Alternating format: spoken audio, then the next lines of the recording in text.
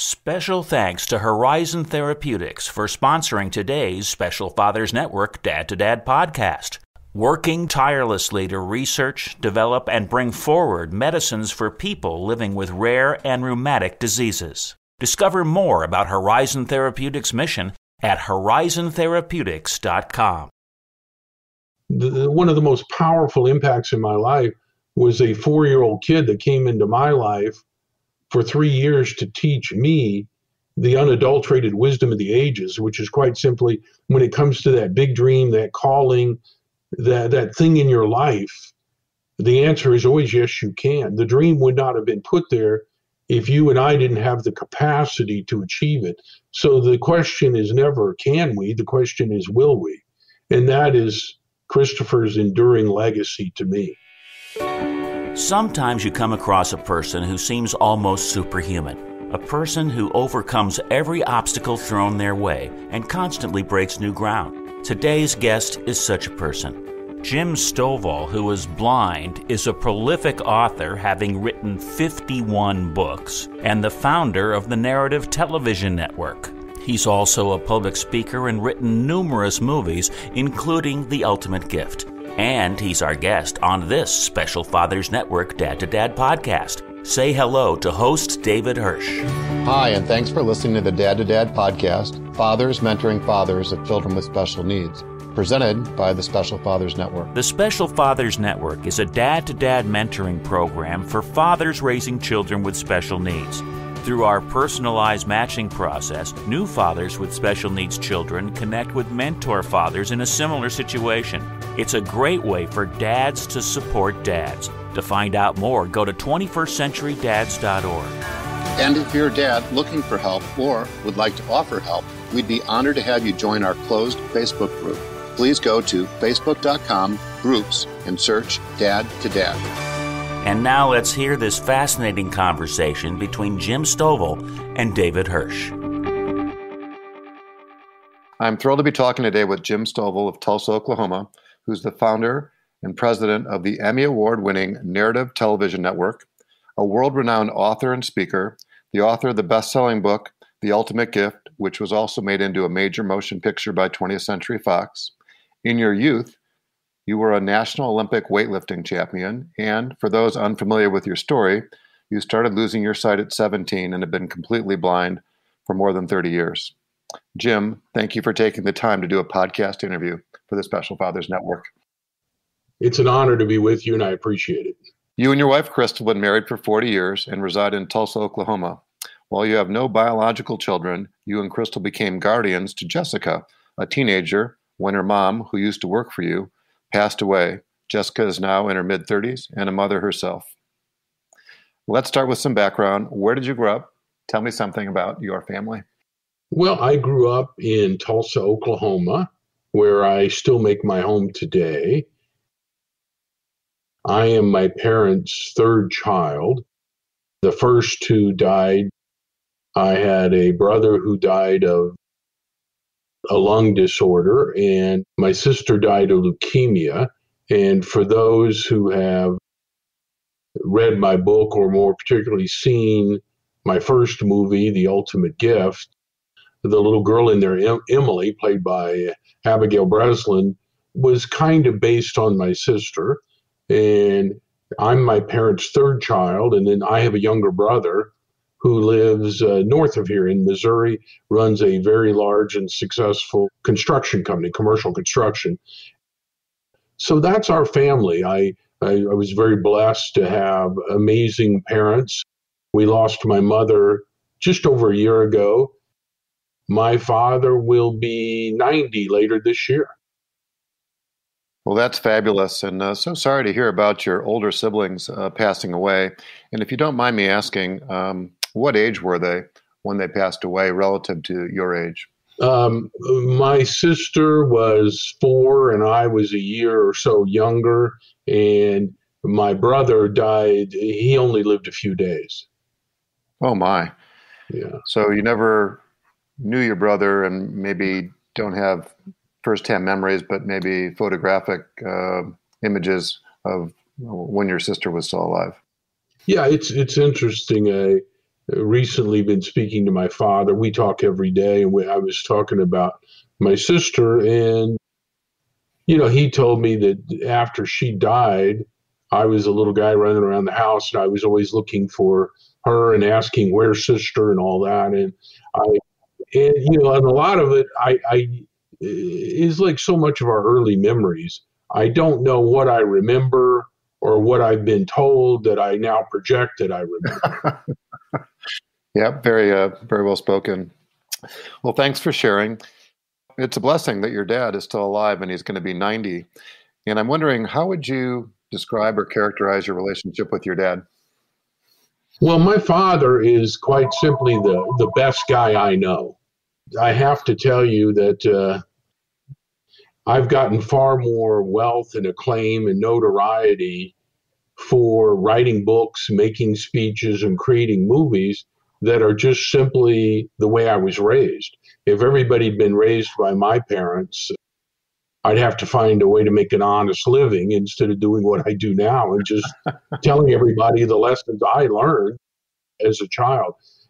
My father served in the United States Navy and then came to Tulsa to work with Oral Roberts at Oral Roberts University.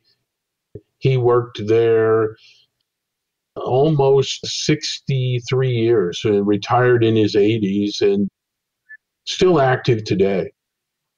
Well, like I said, what a blessing and what a great role model he's been.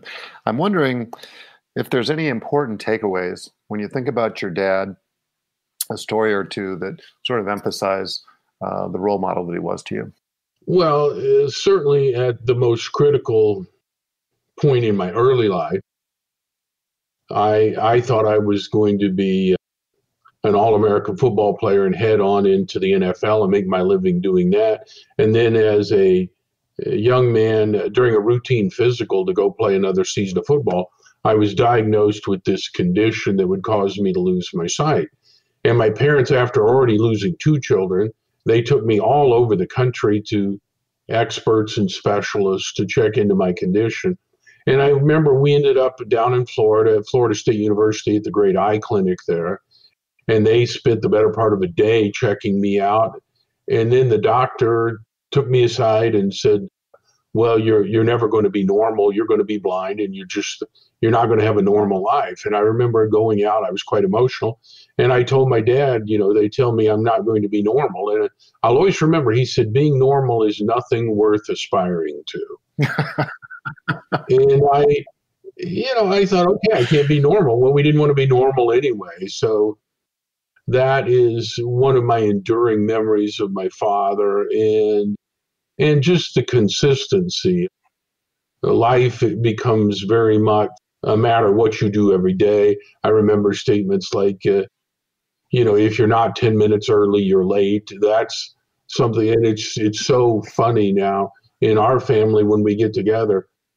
If something starts, if dinner's at 6:00, everybody's at the table at 1:45. It's just a normal thing in our family. It's the things people are used to. And, and then when my mother passed and, a lot of people at the funeral who had known my father since before I was born, and to hear people speak of him who had very similar experiences to mine. So he is quite simply that perfect role model. He not a terribly verbal or expressive guy. The world that we live in is such that when it's all said and done, there's an awful lot said and very little done. And my dad is the kind of guy you just watch him and he does it. And so life with him was very much follow the leader. Yeah, well, thank you for sharing. Well, I've never met him. I feel like he's the type of person that you want to be more like, right? We have role models in our lives. And I always say that you want to emulate the good ones, right? Follow in their footsteps, which I heard you talking about. And then to the extent that you can, you want to live vicariously through those that maybe aren't the best role models, right? And try to avoid some of the mistakes they've made. Right. He sounds like one of those guys that you want to be more like. Mm-hmm. So I'm thinking about your formal education. After high school, where did you go to school and what were you thinking as far as where your career was going to take you? I was a horrible student in high school, and I graduated from high school in 1976, and it was a time, particularly here in Oklahoma, when football was and probably still is way out of proportion. And I was very, very good at that. And wow, the minute I played football, I realized this is like putting my foot in my shoe. It just fits. And this is where I needed to be. I had been recruited to go to play at the University of Oklahoma for Barry Switzer on the national championship team. But then during the physical to go play, I was diagnosed with this condition. But, even that much football gave me an opportunity to meet some amazing coaches and mentors because they have some specific rules of how many schools you can visit and what you can do. And I knew I wanted to go to the University of Oklahoma, but I had a certain number of visits I could take.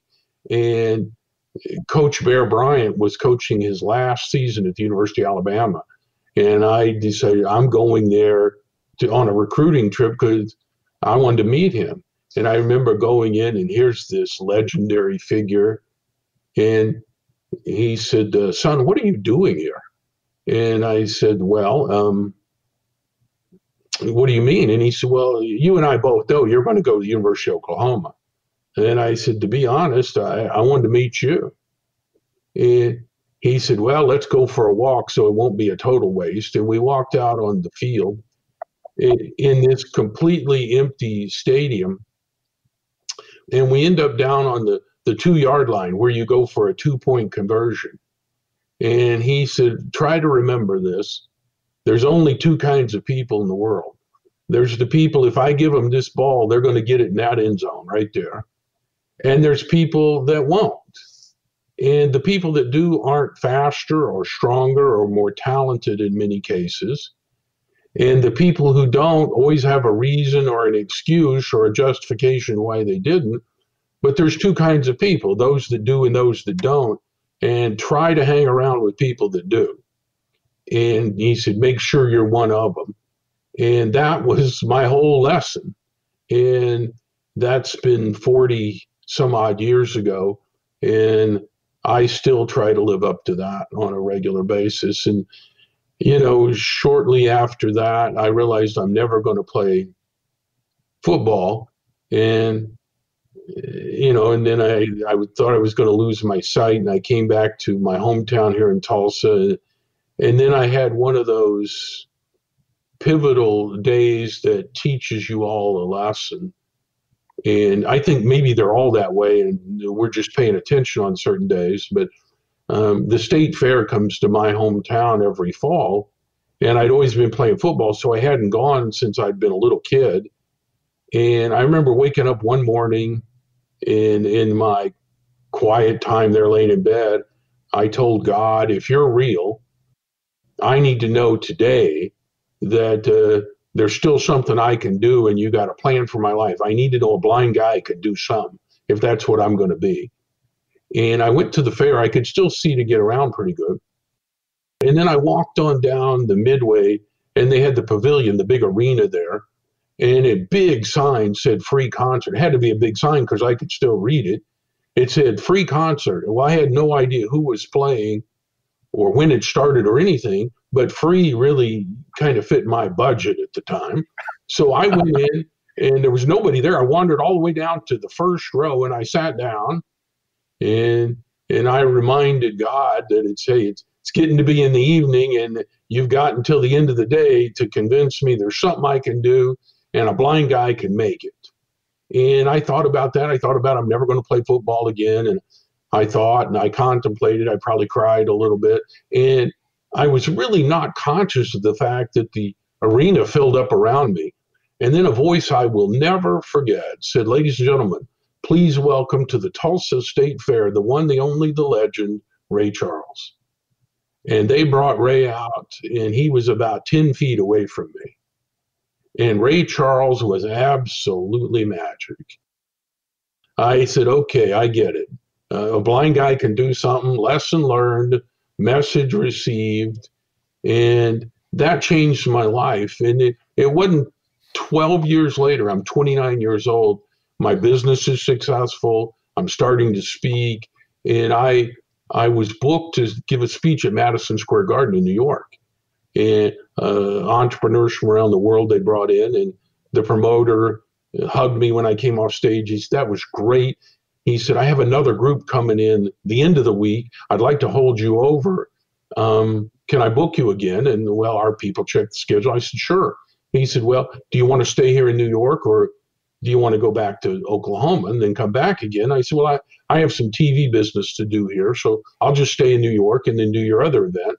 And he said, well, since you're going to be here, I have another act I booked here in town, and you're welcome to come. And I was trying to think of a way to tell this man who is paying you more than anybody should get for an hour of doing something they love.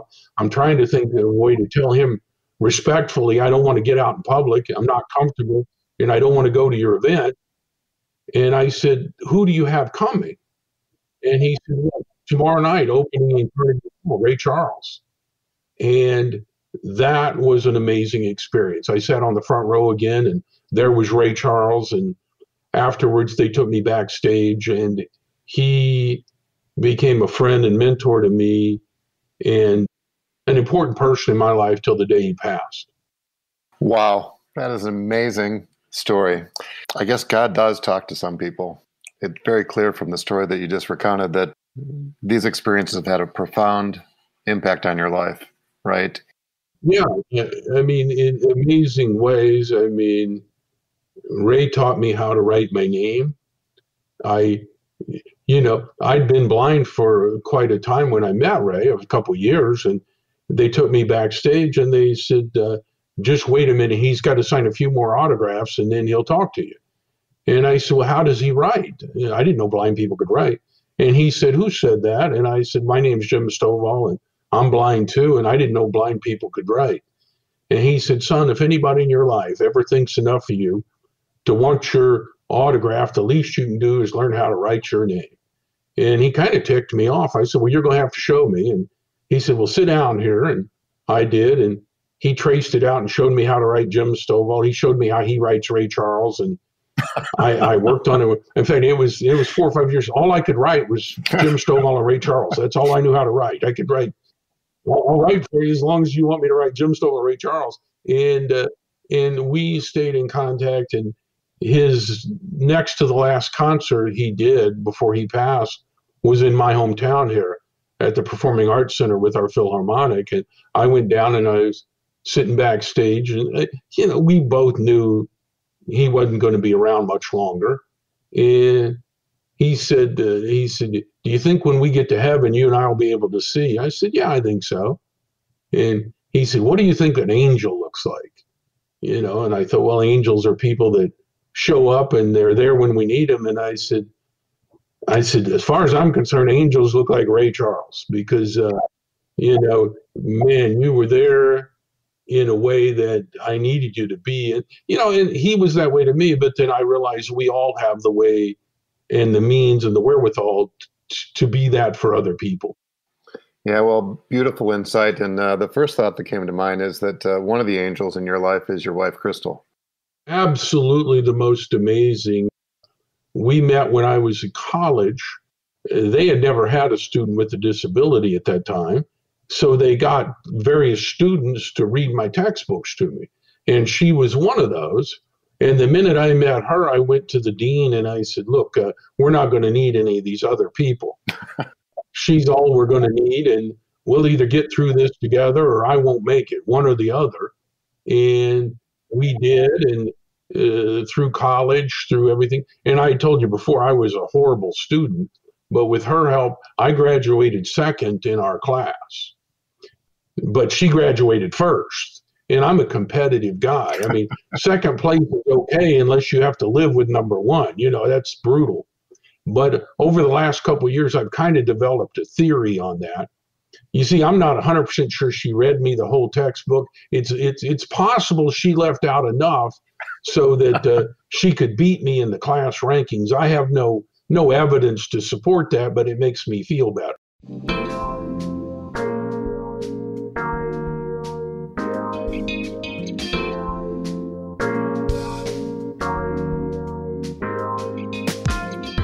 And not to focus on the negative, but what were some of the biggest fears you had?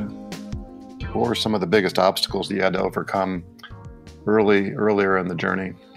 Well, I was going blind. I'd never met a blind person other than Ray Charles. And, I couldn't sing or play like Ray. So I didn't know what I was going to do. And I didn't have any specific role models. So I really floundered around trying to figure out what I was going to do. I worked in the financial services industry for a while. I had my own office and had some great success, but then I was losing my sight and I didn't know how to function in that world when I couldn't see. And then I had the morning at age 29, I woke up and I realized the remainder of my sight was gone, and I knew I would live the rest of my life as a blind person. And I moved into this little room in the back of my house. We had a little 9 by 12 foot room, and I had my radio, my telephone, my tape recorder, and that was my whole world. I really thought I'll never leave here again. Before I'd lost my sight, Crystal and I used that room as our television room. And so I knew across the room there was a TV and a video player and my collection of movies. And I love classic movies and Jimmy Stewart and John Wayne and Humphrey Bogart. And one day, out of just sheer boredom, I put on an old Humphrey Bogart movie. And I thought, I've seen this so many times, I'll just be able to listen to it and follow along. And it worked for a while, but then somebody shot somebody and the car sped away and somebody screamed. And I got really frustrated, and I said the magic words. I said, somebody ought to do something about that. And the next time you get frustrated and you say somebody ought to do something about that, you just had a great idea. The whole world's praying for a great idea, and they trip over one about 3 times a week. The only thing you got to do to have a great idea is go through your daily routine, wait for something bad to happen, and ask yourself, how could I have avoided that? And the answer to that question is a great idea. And the only thing you got to do to take it one step further and have a great business is ask yourself, how could I help other people avoid that? And opportunities come disguised as problems. And the world will give you fame and fortune and everything you ever wanted if you'll just care about them and solve their problems. So like most things in life, it's not about you and it's not about me, it's about them. And if we care about them and solving their problems, the world changes. Well, when I realized that if somebody would add an extra soundtrack to movies and television and educational programming, that it would become accessible to 13 million blind and visually impaired people in the United States and many millions more around the world, that was the beginning of the Narrative Television Network. And that has brought me everything I wanted in my life, plus the platform to do books and movies and speeches and columns and get to talk to people like you. But it all started during that transition of I can't do anything to I can change the world for an awful lot of people just like me. And that's what we did. Yeah, well, that was the turning point, if I can call it that. What was the original vision when you had thought about this narrative television network? Because I don't think most of our listeners are going to be familiar with it. But what was the original vision? What did you think this was? Yeah, it started in 1988 in the television and movies. Everything was analog then. Home video was VHS. And, my first colleague and I were working in a basement of a condominium in downtown Tulsa, which, you and your listeners know is the entertainment capital of the world here in Oklahoma. But that's where we started, and we started adding these soundtracks, and we thought we would deliver our product on cassette tapes or video cassettes. And we've gone from splicing reel-to-reel cassettes to video to VHS to DVDs to broadcast to cable to these digital formats. And now our programming is available all around the world. All primetime programming is narrated. You or your audience can get it in your home. Whether you watch NBC, ABC, CBS, Fox, Turner, any of the major programmers during prime time, you can go on and there's a button on your TV or your remote you've probably never used called languages or second audio channel, and you push that and you hear this extra voice. Or you go to Netflix and you look for described movies or described videos, and there are hundreds and hundreds of movies that have this soundtrack that we've created. And all it is in between the dialogue of the character, you hear one more voice. And it's a David peers out the window and walks across the room, and she turns and looks at him, and the plane crashes into the mountain, or whatever happens in this story. And that's all it is just helping millions of people hear what they can't see. And it has changed the world for people. Sighted people who are a part of our conversation right now can't realize that how important this is. Television and movies are the number one activity, or recreational activity in our society today. Whether that's a good thing or not, it's probably a whole other program, but that's the reality of it. And it separates visually impaired people from the mainstream. And then there are, over 1 million blind and visually impaired children trying to get through school in America. And more of the programming or the teaching tools are videos, and they're not accessible to them. Well, our company makes them accessible. And so it's really changed the world for a lot of people. And, I have a foundation now.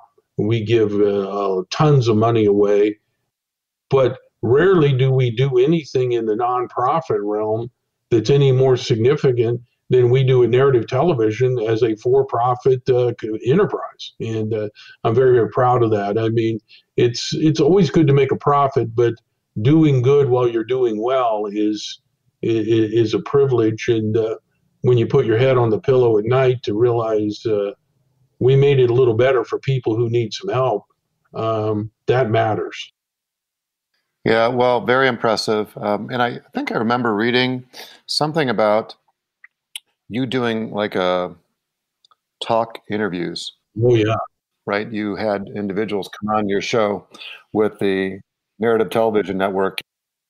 Why don't you share with our listeners what that was all about and some of the names of people that you had an opportunity to interview?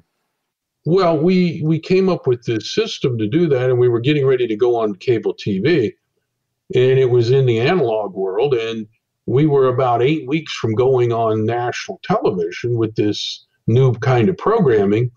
And we had a guy used to work for me, and he's one of these guys that loves to find problems and run around and throw up on everybody.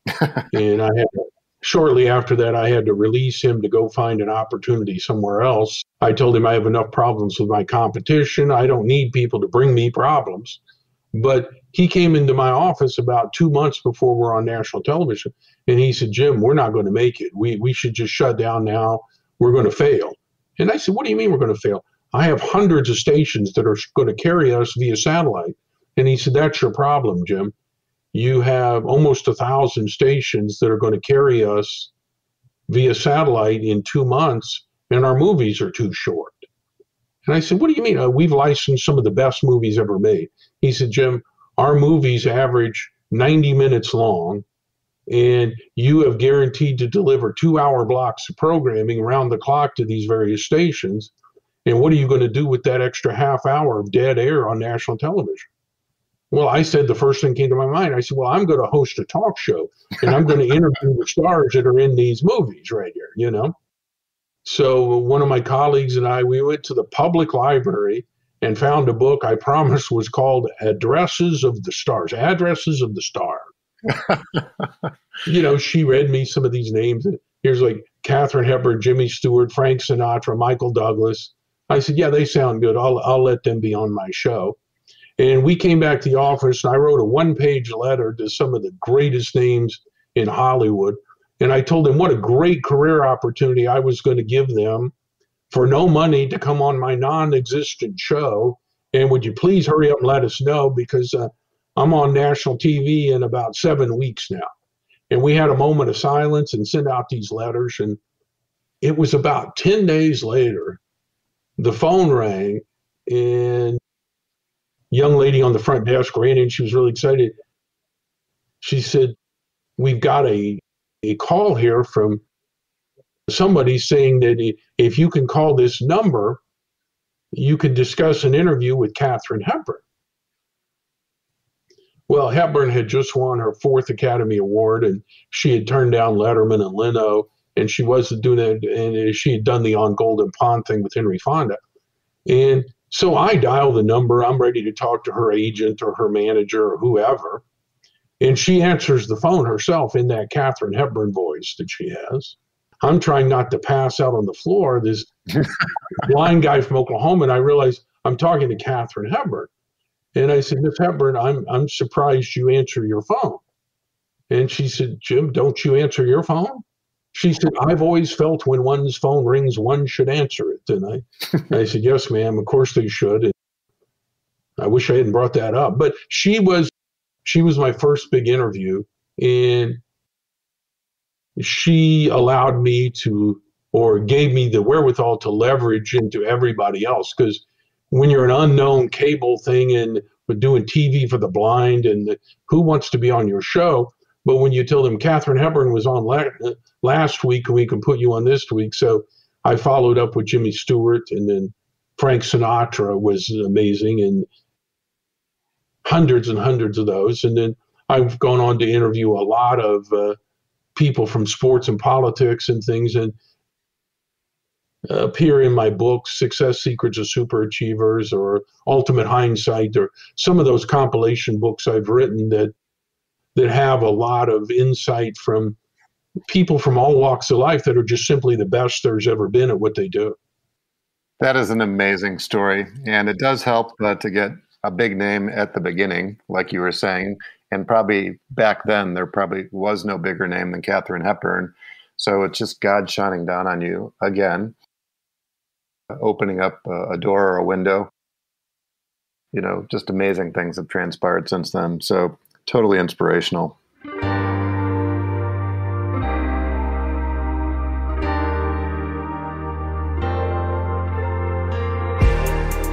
So I remember early on, did an interview, maybe it was a talk I saw of yours, and you were in denial about losing your sight. That was your first reaction. And I remember something about going to teach at a school where there was a bunch of blind kids. What was that story? What's the backstory there? I was going to college, and near where I went to college, there was a school for blind kids. And I went over there.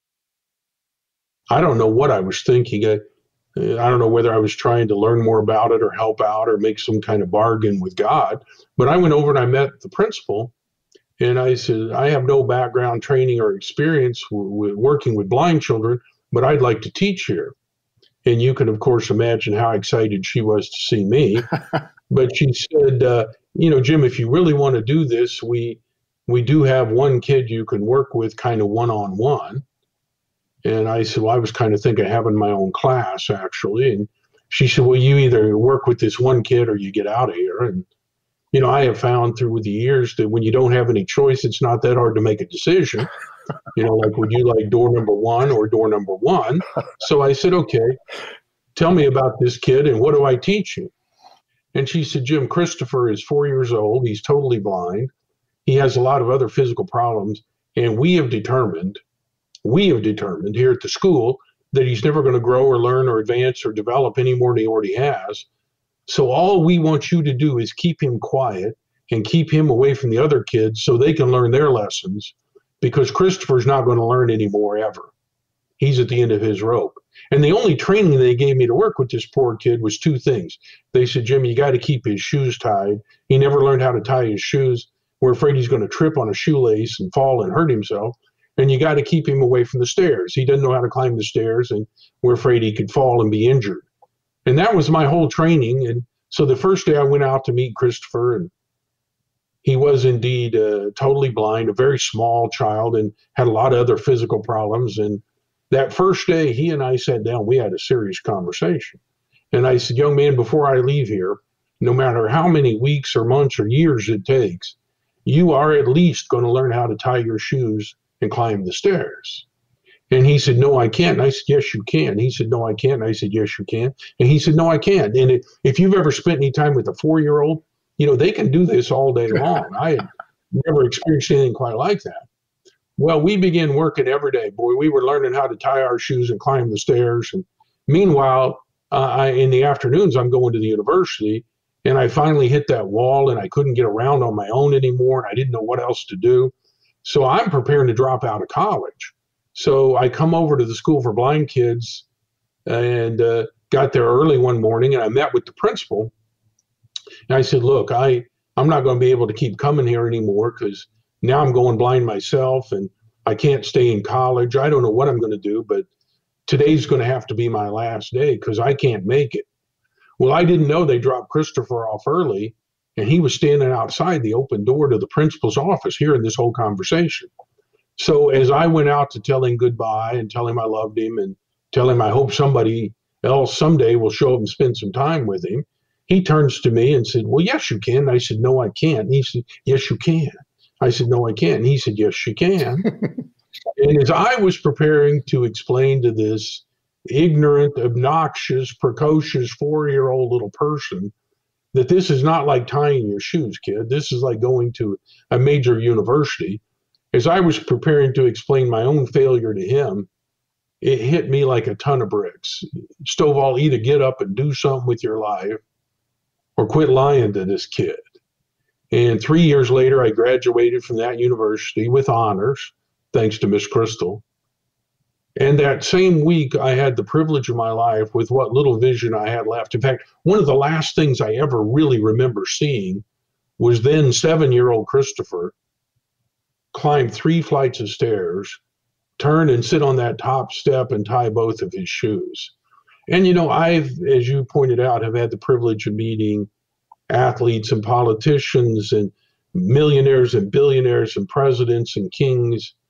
But one of the most powerful impacts in my life was a 4-year-old kid that came into my life for 3 years to teach me the unadulterated wisdom of the ages, which is quite simply, when it comes to that big dream, that calling, that thing in your life, the answer is always yes, you can. The dream would not have been put there if you and I didn't have the capacity to achieve it. So the question is never can we, the question is will we? And that is Christopher's enduring legacy to me. First of all, wiping the tears from my eyes as you recall that story, which is extraordinary. And what a transition. And I think that he must have been one of those angels that you were talking about earlier that comes into your life unexpectedly. Yeah. And helps with the transformation. So I'd like to talk about you as an author for a moment. One of the first books that I read of yours, very provocative title, is You Don't Have to Be Blind to See. And I'm wondering where that fits into the repertoire of books that you wrote, and what was the inspiration behind that? That was the first book I ever wrote. I started narrative television, and we went on to national TV with the talk show and the movies, and we won an Emmy Award for our first season on national television. Well, I'm out trying to get more and more stations and cable systems and producers to pick up our narrated programming, and then we win this Emmy Award, and I was asked to be the speaker at the National Association of Broadcast. I was the keynote speaker that year. Well, I went and gave a speech because I had no thought of being a speaker. I thought, all the people I'm trying to sell our company to or sell our products, they're going to be in one auditorium all at the same time. So I thought it was just a great sales pitch. So I went and I gave a speech. And afterward, 3 separate people asked me to come to their convention or their corporate meeting and make a speech. And I had no idea. The next thing I know, I'm booked everywhere. And I was on a West Coast arena tour on a program. There were 3 of us. It was me and Dr. Dennis Waitley and Robert Schuller. The 3 of us are doing these events. And one day I'm sitting backstage and Dr. Schuller comes up to me with that Schuller voice he had. It sounded like the voice of God or something. And he said, "My friend Jim, I believe you should write a book." And I said, "Man, I can't read a book. Why should I write a book? I mean, you got to be kidding me." And he said, "This is something I feel quite strongly about." Well, thankfully, about that time, the MC introduced me. So I went out in the arena and did my hour. And when I came off stage, Dr. Waitley's standing there. And he said, "Hey, while you were out there, we got it all worked out." And I thought he meant the ground transportation to the plane. I didn't know what he was talking about. I said, "What'd you guys work out?" He said, "Well, while you were speaking, Dr. Schuller called his publisher, Thomas Nelson, in Nashville, and worked out the details. And I agreed to write the foreword to your book. And we need your manuscript in about 90 days. And that's how I became a writer. I came back to Tulsa and I wrote down my experience of losing my sight and starting narrative television, all the things you and I have been talking about. And I put it in a book called You Don't Have to Be Blind to See. And that was my very first book. Never planned on being an author. And everything started there. And it didn't take long. A year after that came out, the publisher called me and he said, "Jim, this book's selling well." And I said, "Well, that's supposed to, isn't it?" And I didn't know. And he said, "Well, we're nearly ready for your follow-up book." And I said, "Well, what is a follow-up book?" And he said, "Well, that's the book you come out with now to capitalize on the success of this first book." And I said, "I wish you'd have told me that sooner. I wouldn't have written everything I knew in the first book, So I wrote, Success Secrets and people I'd interviewed with, and Steve Forbes and Trump and I wrote a book called Great American Success Stories before he got into politics. And, I'd written everything I knew and a few things I only suspected. And then after 7 books, when they called me back and they said, "We need another book," I said, "No." And I finally realized, okay, if they want another book, I'm going to have to make up a story. So over the next 5 days in my office, between my meetings and phone calls, I dictated a book that became The Ultimate Gift. And it sold millions of copies and was the first of the 8 films so far based on books I've written. And that changed my life, that book. And that was, I just finished my 51st book. They haven't all come out yet. A year ago when the pandemic hit, or more than a year ago now, I decided, okay, I'm not going to be able to travel and do arena events or anything for a while, and we can't make any movies right now. So I'm just going to write some books. So I wrote 4 books during the shutdown. I never saw myself as a writer or as a movie maker. I understand the absurdity of being a blind guy, that I write books I can't read that are turned into movies I can't watch. But I am absolutely convinced that if, William Shakespeare or Mark Twain or the Apostle Paul or anybody else that wrote, if they were alive and among us today, in addition to writing books, they would be making movies, because I have 10 million books in print, and that pales in comparison to the number of people that have seen our movies. And it is fun to create characters that are brought to life by, James Garner or Brian Dennehy or Peter Fonda or Raquel Welch or Louis Gossett Jr. or just amazing, towering talents. It's fascinating. Well, I must say that my favorite of the books, which were turned into movies, is The Ultimate Gift, which I remember James Garner starred in as Red.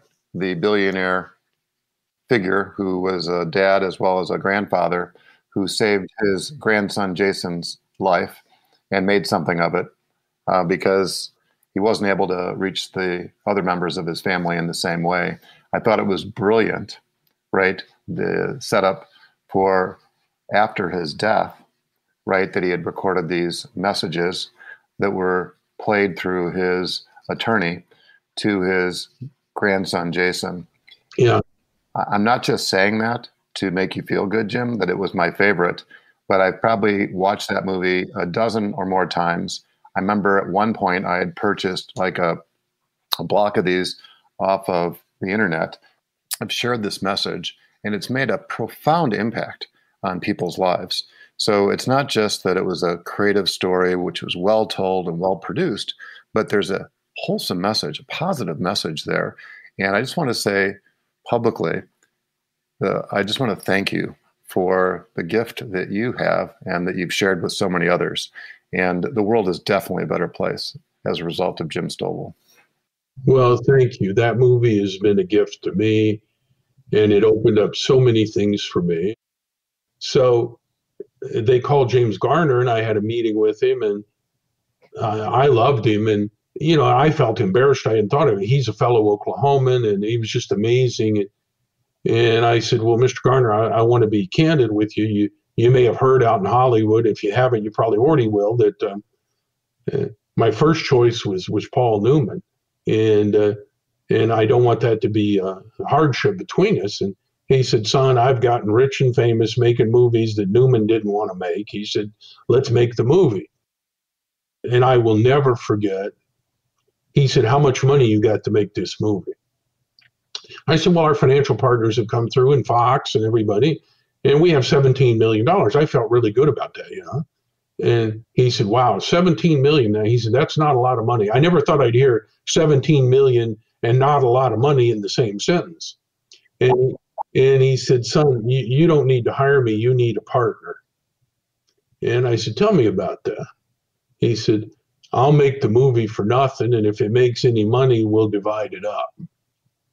And that enabled us to go out and get a cast, including, you know, Brian Dennehy and Abigail Breslin and Lee Merriweather. And then it allowed me to put together a soundtrack with Bob Dylan and B.B. King and Aaron Copland and Willie Nelson and Patsy Cline. And he made all that possible.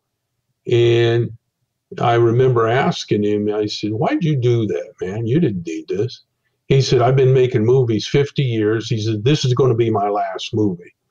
And he said, this kind of says what I want to say as I leave the stage. This is, he said, I know Red Stevens is yours, but this kind of says what I want to say.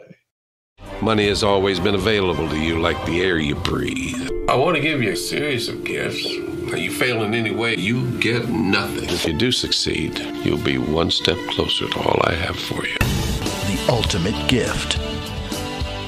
He was an amazing, amazing man. But then I was exceedingly pleased when the movie took off and became a sensation around the world. And that movie and the two sequels and the books have grossed over $100 million. His share of that was certainly a whole lot more than we would have ever paid him. I think he may have made more money making our movie than anything he ever did. And I'm very grateful to have met him and gotten to work with him. He was so sometimes we don't get what we want, but as the Rolling Stones said, we get what we need, and he was what I needed. That is an amazing story. Thank you for sharing. Sort of in closing, I'm thinking about advice. And remember that our listening audience is primarily made up of families, specifically fathers, raising children with special needs, which could be all types of special needs. So I'm wondering if there's any advice you can offer a dad raising a child with differences or special abilities. Turn your life into a masterpiece. Don't talk at them or talk to them. Turn your life into a movie and let them watch it every day. We live in a world, as I said earlier, when it's all said and done, there's way too much said and not enough done. And they won't listen to what you say as much as they'll watch what you do. And that's how they will grow and learn. And those enduring lessons from my father and my grandfather and the mentors in my life are not what they told me, it's what they showed me and what they did. Their words would be hollow if they hadn't done it. As I always tell people in life and business, never take advice from anybody that doesn't already have what you want. And, dads need to be that way. You are positioned to be the most special person in those kids' life, but biology don't make it happen. You have to be worthy of that role and then walk it out every day. Well spoken. So I'm wondering if there's anything else you'd like to say before we wrap up. I always tell my audiences, whether you read my books, watch my movies, see me on stage, that anytime you don't think this works, anytime you think you have a unique problem that's different, anytime your dreams aren't coming true or you just need somebody to believe in you, you can email Jim at Jim Stovall, Stovall, Jim at jimstovall.com, or you can dial 918-627-1000. That's 918-627-1000. I have real live people around the clock that answer the phone, and they know there's one kind of call I'll always return. You just say, Jim, I saw him on this podcast, and he told me my dreams could come true, and right now I'm not sure, and I will call you back every time, because I want everybody to know that the worst day you ever had, the hardest it ever seems, the most difficult it feels, you got one guy believes in you and believes in your dream. And if you don't think so, you pick up the phone, call me. And because I believe in that. And that's the greatest gift you can ever give anybody. And you talk about being a dad. Whether he was or not, my dad believed in everything I told him. And he never acted surprised. He never did anything. He was always there for me and believed in me. And that is a powerful gift you can give those kids. Well, that's a very generous offer. Thank you for sharing your email as well as phone number. We'll be sure to include that in the show notes so make it as easy as possible for people to reach out to you. And cheers to George Stovall. Thank you. On his upcoming 90th birthday. Yeah, thank you. Jim, thank you for taking the time and many insights. As a reminder, Jim is just one of the individuals who's part of the Special Fathers Network, a mentoring program for fathers raising a child with special needs. If you'd like to be a mentor father or are seeking advice from a mentor father with a similar situation to your own, please go to 21stcenturydads.org. Thank you for listening to the latest episode of the Special Fathers Network Dad to Dad podcast. I hope you enjoyed the conversation as much as I did. As you probably know, the 21st Century Dads Foundation is a 501c3 not-for-profit organization, which means we need your help to keep our content free to all concerned. Would you please consider making a tax-deductible contribution? I would really appreciate your support. Jim, thanks again. Thank you. And thank you for listening to the Dad to Dad podcast, presented by the Special Fathers Network. The Special Fathers Network is a dad-to-dad mentoring program for fathers raising children with special needs. Through our personalized matching process, new fathers with special needs children connect with mentor fathers in a similar situation. It's a great way for fathers to support fathers. Go to 21stcenturydads.org. And if you're a dad looking for help or would like to offer help, we would be honored to have you join our closed Facebook group. Please go to facebook.com/groups and search Dad to Dad. Also, please be sure to register for the Special Fathers Network bi-weekly Zoom calls held on the first and third Tuesdays of every month. Lastly, we're always looking to share interesting stories. If you'd like to share your story or know of a compelling story, please send an email to david@21stcenturydads.org. The Dad to Dad podcast was produced by Couch Audio for the Special Fathers Network. Thanks again to Horizon Therapeutics, who believe that science and compassion must work together to transform lives. That's why they work tirelessly to research, develop, and bring forward medicines for people living with rare and rheumatic diseases. Discover more about Horizon Therapeutics at horizontherapeutics.com.